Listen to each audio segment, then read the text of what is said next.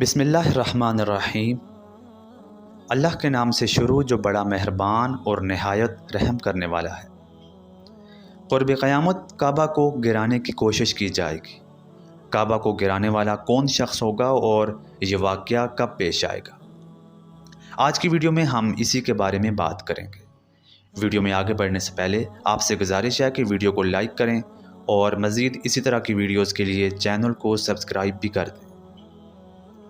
کعبہ شریف تمام مسلمانوں کے دلوں کی دھڑکن ہے۔ اللہ کو ماننے والا کوئی بھی شخص یہ برداشت نہیں کر سکتا کہ کوئی شخص بھی کعبہ کو گرانے کی کوشش کرے، لیکن قیامت کے قریب ایسا ہوگا، کیونکہ اس بارے میں نبی کریم صلی اللہ علیہ وآلہ وسلم کی حدیث موجود ہے۔ تاریخ میں ایک دفعہ ابرہا نے کعبہ کو گرانے کی کوشش کی تھی، لیکن اللہ نے پرندوں کا لشکر بھیج کر اس کی کوشش کو ناکام کر دیا۔ ابرہا جب اپنی فوج سمیت کعبہ کے قریب پہنچا تو اللہ تبارک و تعالیٰ نے ابابیل کے لشکر کو حکم دیا کہ وہ اپنی چونچ میں کنکریاں لے کر ان کے اوپر سنگ بازی کریں۔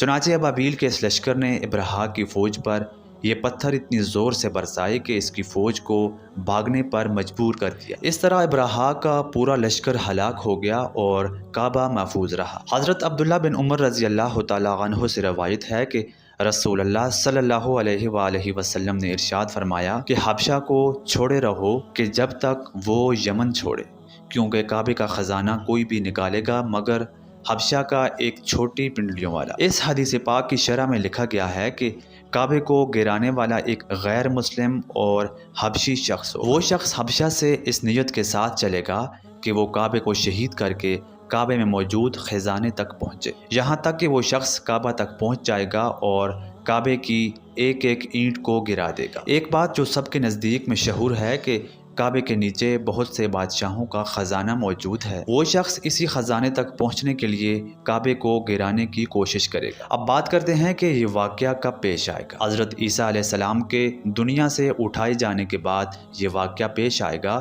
جب قرآن مجید حجر اسود اور مقام ابراہیم کو اٹھا لیا جائے گا۔ اس وقت دنیا میں اللہ کا نام لینے والا کوئی بھی انسان موجود نہ ہوگا۔ اس وقت کعبہ کو گرا دیا جائے گا اور یہ قیامت کے بالکل قریب کا زمانہ ہوگا۔ سرکار دو عالم صلی اللہ علیہ وآلہ وسلم نے ارشاد فرمایا کہ قسم ہے اس ذات کی جس کے قبضے میں میری جان ہے، میں کعبے کو گرانے والے کو قرآن سے دیکھ رہا ہوں۔ وہ شخص بڑا ہی متکبر اور ٹانگوں کو پھیلا کر چلنے والا ہوگا، جو اپنے ہاتھوں سے کعبہ کو شہید کرے گا۔ اس حدیث کے علاوہ چند اور حدیث میں بھی اس شخص کا ذکر ملتا ہے۔ اس واقعے کے بعد کعبہ آباد نہیں ہو سکے گا، کیونکہ اس واقعے کے کچھ ہی عرصے کے بعد قیامت واقع ہو جائے گی۔ آج کی ویڈیو میں اتنا ہی، ملتے ہیں آپ سے اگلی ویڈیو میں کسی نئے موضوع کے ساتھ۔